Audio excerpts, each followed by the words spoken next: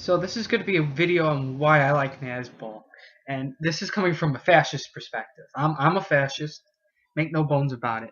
And the first point of why I really like Nazbol, and before I just say the first point, shout out to YouTube channel Nazbol Gang, and shout out to Templar Argent, who do videos together and talks together. Those are very nice. Nazbol Gang, I love your channel. Carry on the struggle, man. And hope to see your next few videos. So also subscribe to them. So why do I like Nazbol? The first reason is simply this. It's a populist nationalist conception. It's a new third position. It's another philosophy in the third position, this philosophy, that fascism claims to be the originator, or at least the originating inspiration for it going back to history. And one could claim that Sparta was the first fascist state, or the Assyrians were maybe the first fascist state. However, Nazbol is a new fascistic conception. Yeah, it's a meme ideology, but there's some good things in it. And the second thing that I see good, besides the populistic and the nationalism, is the rejection of Marxism, at least in domestic non-economic spheres. So we're talking about society, religion, social conceptions. There's a rejection of that Marxist view that, well, we need to get rid of the family. The other part is I see strains of other economic thought. I see distributism is there. I do know Nazbol Gang channel, and certain Nazbols have been influenced by distributism, the fascist corporatist state of Italy, and Salazar, maybe, yes, Ioannis Metaxas, and Francisco Franco, as well as Adolf Hitler himself in Germany, excuse me, in his state. The other thing, the second part, is the acceptance or the need of religion. Nazbols, I've never counted any Nazbol to be anti-religion.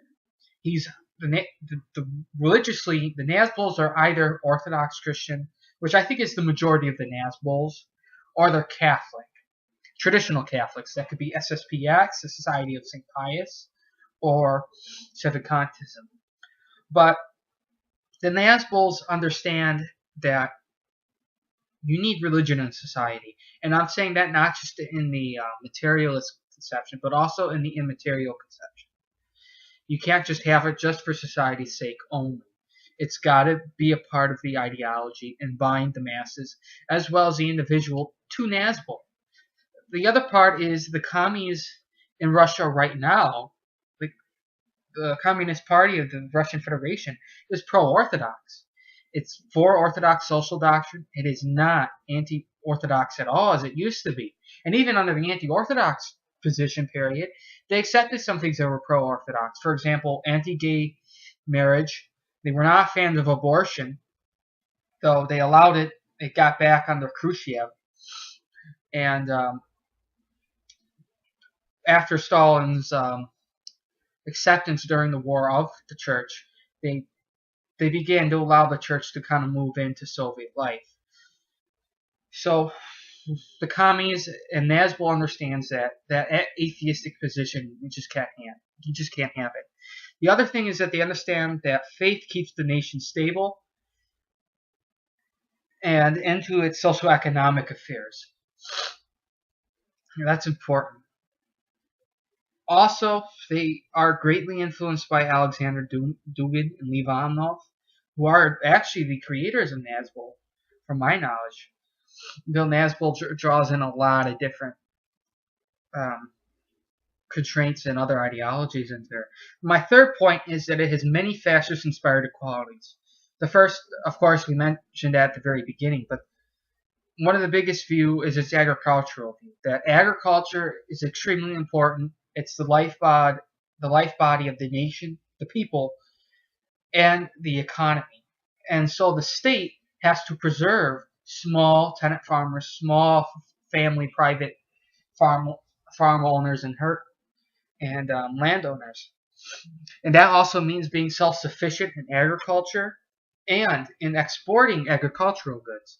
That's got to be important, and it's the old Italian fascist idea of autocracy. We need to be self-sufficiency in everything. The other thing is it's a revolutionary conception, and Nazbol's also a reactionary conception, which is the two main fascistic traits. And oddly enough, I would say fascism, and Nazbol's included, though it's a meme ideology, whatever the fuck. It's a revolutionary thing, it's a reactionary thing, and oddly enough, it's a conservative thing at the same time. Because fascists and Nazbols don't just want to conserve society. They just don't not want to revolutionize it, make it new, and react against things that they see as amoral and wrong. They also want to conserve it. They want to conserve the nation and so forth, not just their own state. The fourth is that, and this is from Nazbol Gang's video, and I think that's a great video, and that's the argument. The fourth point is the argument for saying immigration is class warfare.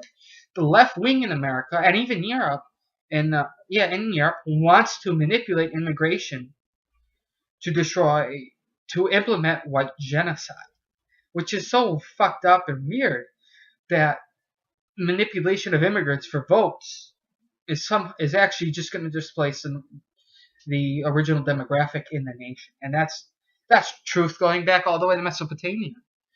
The other thing is you need to defend, in the argument for saying immigration is class warfare, you got to defend your national labor pool. They're a part of your people, they are part of you, and more importantly, immigration will destroy and upset the demographic labor pool.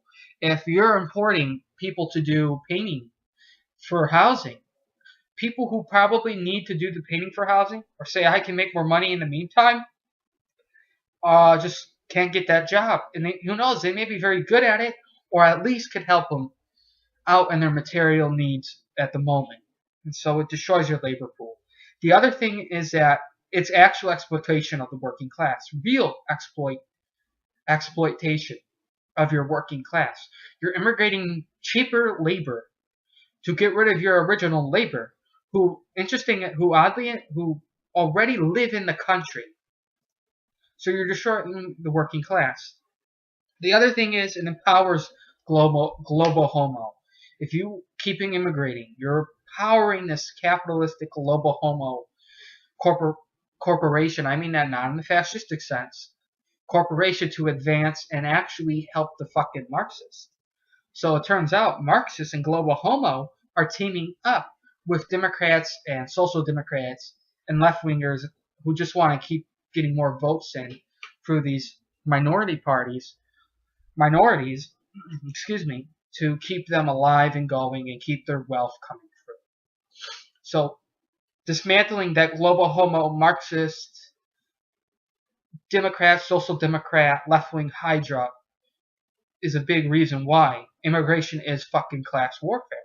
The other point is it poses immigration to national. It's national. That's the first word. We're national Bolsheviks.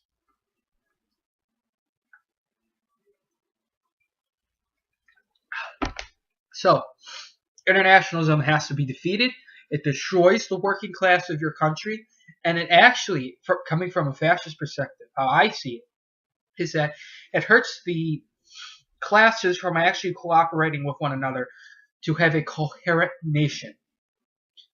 If immigrants are doing all the low class, low skilled, low wage work, then the middle class is going to be totally alienated. As well as the upper class is going to be alienated, because the upper class, who are of this global homo ideology, are importing the lower class people from other countries to take the lower class of their own nation away and to actually destroy it and liquidate it. So it creates, in my view, class warfare. Again, it supports what Nazbol Gang said. It's class warfare. Now the fifth is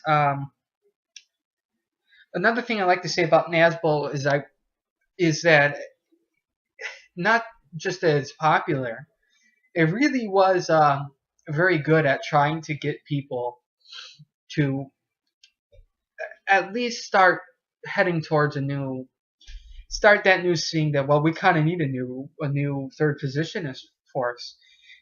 Saying the word fascist doesn't really going to get us anywhere. The other thing is they're like, well, most, of course, there's the rejection of what is the right-left perspective.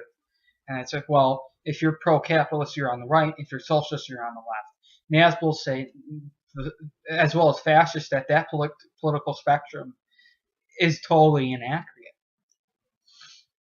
The other thing about Nazbol is,